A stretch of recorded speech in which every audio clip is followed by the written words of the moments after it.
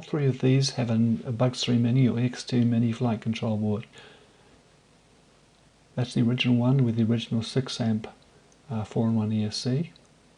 Here's the one you've just seen flying with a 4-in-1 15 amp ESC, which I first put into a X2 Mini where the original ESC board failed. And remember the wiring, there's a simple mnemonic, yellow and blue straight through, green and white crossover is right.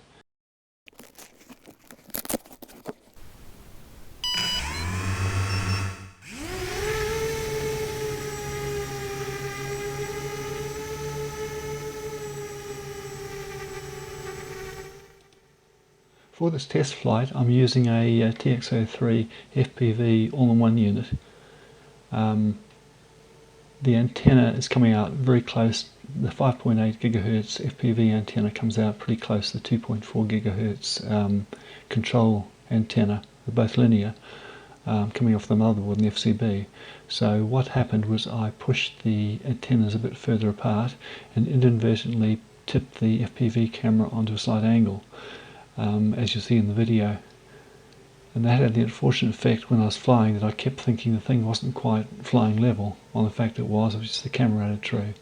But that's something I can easily correct. But this flight was enough to show me that the rig has potential, so I'll probably put a different camera in it and do some more testing.